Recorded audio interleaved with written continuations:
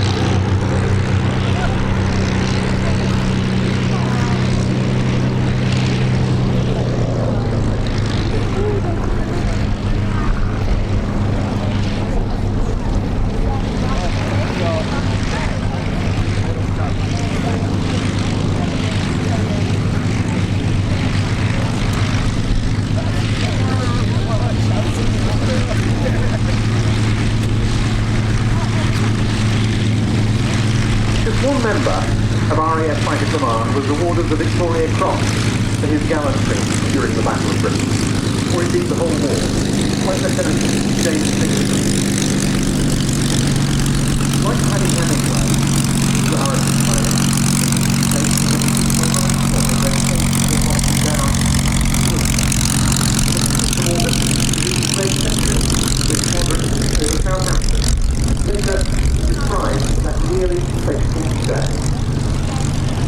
That was a glorious day. The sun was shining from a cloudless sky, and there was hardly a breath of wind anywhere. Our squadron was going towards Southampton on patrol at 15,000 feet, when I saw 388 bombs about 4 miles away, flying across our bows. I reported this to our squadron leader, and she replied, "Go on, and you'll think."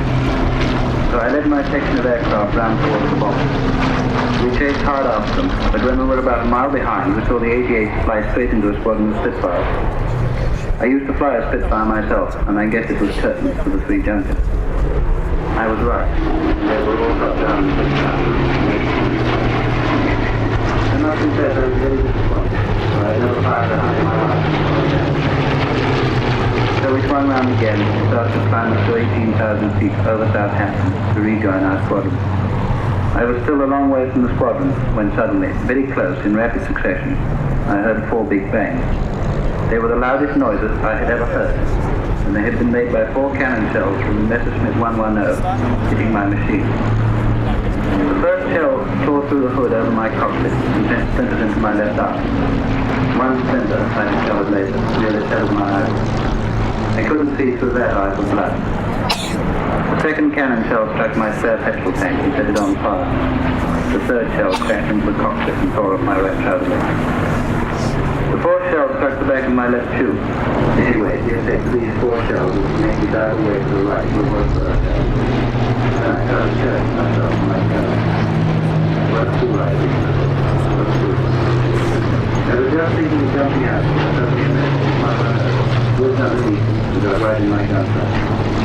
Fortunately, no damage had been done to my windscreen before side, and when I was taking the gun to the off, I pressed the gun button, but the Messerschmitt was in my way. He was going like mad, twisting and turning as he tried to get away from my car. Thrust it far wide open. Both were going back beforehand. We went down together and died. First he turned left, then right, then left and right again. He did 3 turns to the right and finally a 4th turn to the left. I remember shouting out loud at him when I first saw him, "I'll teach you some manners, Johann." And I shouted other things as well. I knew I was getting him nearly all the time I was firing. By this time it was pretty hot inside my machine from the burst petrol tank. I couldn't see much flame, but I reckon it was there all right. I remember looking once at my left hand, which was keeping the throttle open. It seemed to be in the fire itself, and I could feel the skin peeling off, yet I had little pain. Unconsciously, too, I had drawn my feet up under my parachute on the seat to escape the heat. Well, I gave the Hun all I had, and the last I saw of him when he was going down was rifling loud. I gave him a parting word, I decided it was about time I left the aircraft and I left by any means. First of all, I hit my head against the frame of the hood. Set myself to the hood back, and I relieved and put back and jumped up again. Once again, I ran back into my feet, but I had forgotten to undo the straps holding me in. One of them snapped, so I had only 3 to undo. Then I left the machine. I suppose I was about 12 to 15,000 feet when I bailed out.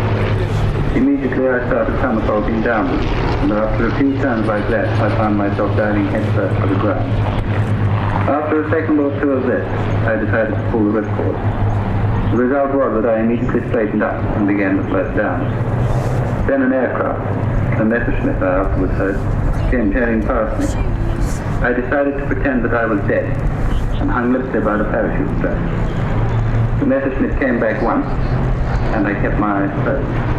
But I didn't get the bullets I was half expecting. I don't know if he fired at me. The main thing is that I wasn't dead. While I was coming down like that, I had a look at myself. I could see the bones of my left hand turning to the knuckle. Then for the first time, I discovered I'd been wounded in the foot. Blood was oozing out of the lace hole of my left shoe. My right hand was pretty badly burned too. So I hung down a bit longer, and then decided to try my limbs just to see if they would work. I still had my oxygen mask over my face, but my hands were in too bad a state to take it off. I tried to, but I couldn't manage. I found, too, that I had lost one trouser leg, and the other was badly torn, and my tunic was just like a lot of torn legs, so I wasn't looking very smart. Then, after a bit more of this dangling down business, I began to ache all over, and my arms and legs began to hurt a lot. When I got up, I thought I was going to come down and see. I knew I didn't stand up if I did, because I wouldn't have been able to move first, like that. But I managed to float in land. Then I saw a high-tension cable below me and thought it would finish me if I hit that. Fortunately, I was traveling towards a nice open field. When I was about 100 feet from the ground, I saw a cyclist in herding ring his bell. I'm showing you the largest modern gathering of this most crucial fight of the Battle of Britain. This picture of hurricane heritage with which you can take flight from Duxford with Aerial Collective and from White Waltham with Ultimate Aerobatics. The first in the land.